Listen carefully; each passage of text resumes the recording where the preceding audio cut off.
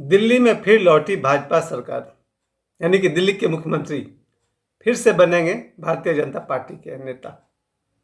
कई वर्षों के बाद ये समय फिर लौट आया है कि दिल्ली राज्य में आज जो चुनाव का परिणाम निकला 8 फरवरी 2025 वो भाजपा के पक्ष में निकला। मुझे याद है मैंने पिछला एक वीडियो बनाया था, अयोध्या में भाजपा क्यों हारी। आज मुझे पूछना पड़ रहा कि दिल्ली में भाजपा क्यों जीती। नहीं, मुझे पूछने की जरूरत नहीं। सबसे पहले तो ये जरूरी है कि गलत लोग राजनीति में तब तक रहेंगे जब तक सही लोग राजनीति से कतराते रहेंगे। मुझे मेरे एक भाई ने पूछा था कि आप जैसे सनातनी को, जो कि सनातनी पालन करने का दावा करते हैं, आपको राजनीति में नहीं पढ़ना चाहिए। और ये मैं पिछले 5-6 वर्षों से लगातार कहता रहा हूँ। अगर अच्छे लोग, भले लोग राजनीति से कतराएंगे, राजनीति से दूर रहेंगे, तो फिर राजनीति में गलत लोग आ जाएंगे और वो फैसला करेंगे कि पटना का हनुमान मंदिर का क्या होगा, कौन सा कथा झारखंड में करानी है, कौन सा नहीं करानी है। यानी अगर गलत लोग सरकार बनाएंगे तो फिर सारे फैसले उनके हाथ में होंगे कि मंदिरों का क्या होगा, तो मस्जिद का क्या होगा, स्कूल का क्या होगा। तो ये बात मैंने देखा है, अगर समाज में कहीं 90% लोग जो अपने आप को भला आदमी मानते हैं वो राजनीति से दूर रहते हैं, और 10% आदमी जो अपने आप को भला आदमी नहीं मानते हैं वो राजनीति में सक्रिय रहते हैं। फिर फाइनली यही 10% आदमी जिनकी समाज में कोई बहुत अच्छी इमेज ना भी हो, वो MP, MLA, पार्षद सब बन जाते हैं। और भले आदमी ये कहकर जीवन भर दूर रहते हैं कि भाई राजनीति से भाई दूर रहना चाहिए। तो आप अगर राजनीति से दूर रहेंगे तो फिर राजनीति के पास कौन रहेगा। दिल्ली में मैं थोड़ा सा मुझे स्टडी करना पड़ा, क्योंकि राजनीति में मेरा बचपन से लगाव था नहीं। थोड़ा बहुत जो इंदिरा गांधी जी के बारे में जानता था, राजीव गांधी के बारे में, और जितने भी एक आम आदमी, एक साधारण आदमी जैसा मेरी जानकारी थी। लेकिन आज जब मैं सुबह से परसों से मैं एक्साइटेड था कि दिल्ली में जो चुनाव का परिणाम आने वाला है, एग्जिट पोल पहले रोज दिखा रहे थे परसों, और एग्जिट पोल के अनुसार भाजपा को मजबूत दिखाया जा रहा था। मुझे भी इंतजार था आज के दिन का कि जब ये दिल्ली के वाले चुनाव का परिणाम आएगा तो किसका सरकार बनने वाला है, अरविंद केजरीवाल का या फिर भाजपा का, यानी आपका या भाजपा का, आम आदमी पार्टी या भाजपा। क्या इंटरेस्ट है मेरा इसमें, है इंटरेस्ट। मैं ये कहना चाहता हूं कि इस देश में जब तक भले आदमी राजनीति से दूर दूर रहेंगे तब तक देश का भला कैसे होगा। भले आदमी को भी राजनीति में आने की जरूरत है, और सिर्फ भले आदमी ही अगर राजनीति में आ जाए तो भारत का भाग्य और सुधर जाए। लेकिन गलत आदमी किसे कहा जाए, गलत कोई होता नहीं है। सब कोई अपने अपने नजर में हीरो होता है। गलत से गलत आदमी से भी पूछिए तो कहेगा नहीं, मैं यहाँ पर गलत कहाँ हूँ, और उसे सही में लगता है कि वो सही है। लेकिन असली मालिक तो जनता जनार्दन है। मैं दिन में कह रहा था कि 3 तरह के लोग हैं जिनकी जो मालकियत है वो जनता जनार्दन के हाथ में है। नेता, अभिनेता और कथावाचक। ये 3 लोग को जनता के खुशियों का ध्यान रखना चाहिए। अगर नेता जनता की सेवा का ध्यान रखेगा, अधिकतम परसेंटेज को जनता को खुश रख पाएगा, तो उसे अधिकतम वोट मिलेगा।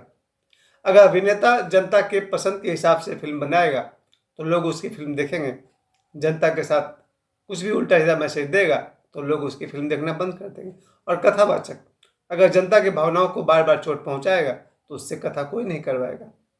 ये 3 लोगों को छोड़ करके, नेता, अभिनेता और कथावाचक, बाकी सभी लोग स्वार्थी वाला जीवन जी सकते हैं, अपना प्रोग्रेस देखें, अपना सुख देखें। लेकिन इन तीनों को, नेता, अभिनेता और कथावाचक को, जनता को सलाखों पर बिठा कर रखना चाहिए। जनता की खुशियों का ध्यान रखिए। आप सत्य के मार्ग पर चलिए, लेकिन जनता को सत्य का राह दिखाइए तो सही। जनता को भी दिखना चाहिए कि आप सत्य के राह पर चल रहे हैं। जब ये दिल्ली का चुनाव की बात चल रही थी तब बहुत दिन से मैं भी ये देखना चाह रहा था कि सरकार किसकी बन रही है, आम आदमी पार्टी या फिर भाजपा। जैसा मैं लिस्ट निकाल ही रहा था कि साहब सिंह वर्मा जी 1996 से 98 तक वहाँ के मुख्यमंत्री थे, जो बीजेपी के थे। उसके बाद आज श्री राम प्रवेश वर्मा जी फिर से विजयी हुए, और ऐसा लग रहा है जैसे कि चूँकि अरविंद केजरीवाल जी के अपोजिट में इनको ही खड़ा किया गया था और इन्होंने वोट को जीता भी, तो ऐसा लग रहा है जैसे कि इनकी ही बारी है मुख्यमंत्री बनने की। अब देखने वाली बात यह है कि मेरा एक निजी राय है, विचार तो विचार होते हैं। मेरी निजी राय यह है कि भाजपा शुरू से ही सनातन के पक्ष में काम करती रही है, और इसलिए भी क्योंकि भारत सनातन देश है, जिस देश में भगवान श्री राम का देश है, भगवान श्री कृष्ण का देश है। इस देश में मंदिर, वेद, उपनिषद, रामायण, तीर्थ, महाकुंभ, काशी विश्वनाथ मंदिर या फिर मथुरा, भाजपा को मैंने हमेशा नोटिस किया है कि ये सनातन धर्म को हमेशा सम्मान करते आई है और सहयोग भी करते आई है। ये बात मैं इसलिए कह रहा हूँ क्योंकि विचार विचार होते हैं, हर आदमी को अपने विचार रखने की स्वतंत्रता है। उस स्वतंत्रता के आधार पर मैं कह रहा हूँ कि भाजपा को मैं देखता हूँ हमेशा ये सनातन धर्म का सपोर्ट करती है। सनातन, वही बात मैंने कही, चाहे मंदिर का मामला हो या उनके धार्मिक भावनाओं का मामला हो। और भारत में सनातनी कितने हैं? 100 करोड़। तो 140 करोड़ की आबादी में अगर 100 करोड़ सनातनी है, ये तो साधारण सी बुद्धि की बात है कि भारत में अगर रहा जाए तो ये 100 करोड़ लोगों को भी ध्यान में रखा जाए, उनकी भावनाओं को सम्मान दिया जाए, और जीत पक्की है। वही हुआ भाजपा के साथ। जब भाजपा की सरकार बनी थी इस देश में, जब मोदी प्रधानमंत्री बने थे, वहाँ भी वही हुआ। 100 करोड़ सनातनी की भावनाओं को उन्होंने समझा, सम्मान दिया, और भाजपा की सरकार बनी। दिल्ली में जब यही मौका भाजपा को फिर जब मिला है, तो भाजपा का कर्तव्य है, भले ही सभी के सहयोग से ही कोई जीतता है, कोई पार्टी केवल सनातनियों और हिंदुओं के बल पर नहीं जीतती है। पार्टी जीतती है सामूहिक रूप से, जनता के सहयोग से।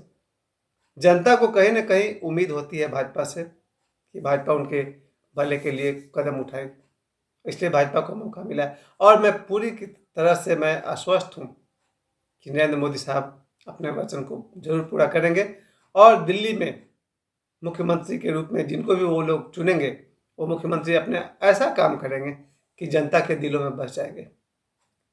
यही बात मुझे बार बार कहना है कि जितने भी अच्छे लोग हैं, और अच्छे लोग भी ताकतवर होते हैं ही, मैं बिल्कुल कह सकता हूँ कि मैं बीजेपी पार्टी में ऐसे ऐसे बहुत सारे नेताओं को जानता हूँ जिन्हें मैं भला आदमी मानता हूँ। भला तो सब है, फिर कह दूँ भला आदमी सब है, लेकिन उनमें से कुछ लोग प्रबल रूप से भले लोग हैं, वो राजनीति में उतरे।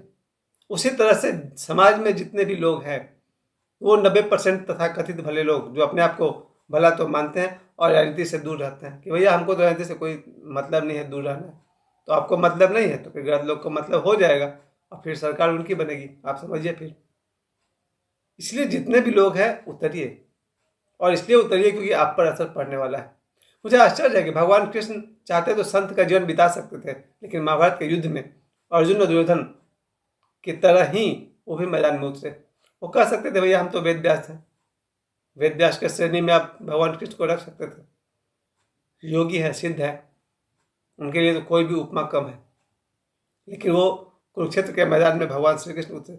जब भगवान श्री कृष्ण राजनीति में उतरने को तैयार हैं, तो हम सब अपने आप को कितना भला आदमी मान रहे हैं। देखा जाए तो रामायण में भगवान श्री राम क्या किसी संत से कम है? वो भी जीवन के इस युद्ध में, राम और रावण वाले युद्ध में एक्टिव है कि नहीं? वो चाहते तो वाल्मीकि जी की तरह, अगस्त मुनि की तरह वो भी एक कॉर्नर में कहीं जिंदगी जी सकते थे, कोई कमी नहीं थी। अगस्त मुनि और वाल्मीकि मुनि जी वाली ऊंचाई भगवान राम में भी है, लेकिन वो जीवन के महाभारत में उतरे, और भगवान राम ने जो रावण के साथ युद्ध लड़ी है। ये हम सबके लिए संदेश है कि जीवन में उतरना ही चाहिए। ये तो बुद्ध और महावीर को तो इसमें मैं अभी साइड नहीं करूँगा, उनके बारे में नहीं कहूँगा, उन्होंने पूरी तरह से एक अलग तरह का जीवन शैली अपनाया। लेकिन भगवान राम ने और भगवान कृष्ण ने जो जीवन शैली अपनाया वो बहुत ही सही है। आज 2025 में ज़रूरत है कि हर आदमी भगवान राम की तरह इस जीवन में उतरे, धर्म क्षेत्र में, धर्म युद्ध में उतरे, भगवान कृष्ण की तरह। जब भगवान कृष्ण राजनीति में उतर सकते हैं तो हम क्यों नहीं उतर सकते हैं? और उतरना ही चाहिए। और एक बात, बहुत बढ़िया बात कही है अरविंद केजरीवाल ने कि मैं जनता की सेवा में अभी भी रहूँगा, जो कोई भी मुझसे सहायता चाहेंगे मैं उनकी सहायता करूँगा, क्योंकि मैं राजनीति में पद के लिए नहीं आया हूँ। बहुत सुंदर विचार है ये।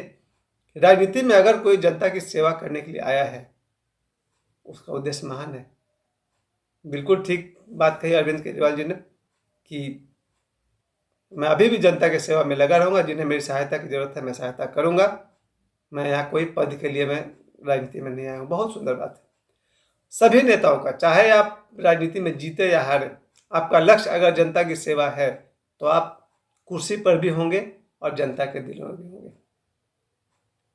तो आज दिल्ली में जो दिल्ली के मुख्यमंत्री के लिए जो चुनाव हुआ, उसके परिणाम में भाजपा को भारी जीत हासिल हुई और इस भारी जीत के कारण भाजपा में आज लगभग 27 वर्षों के बाद फिर से भाजपा की सरकार बनेगी।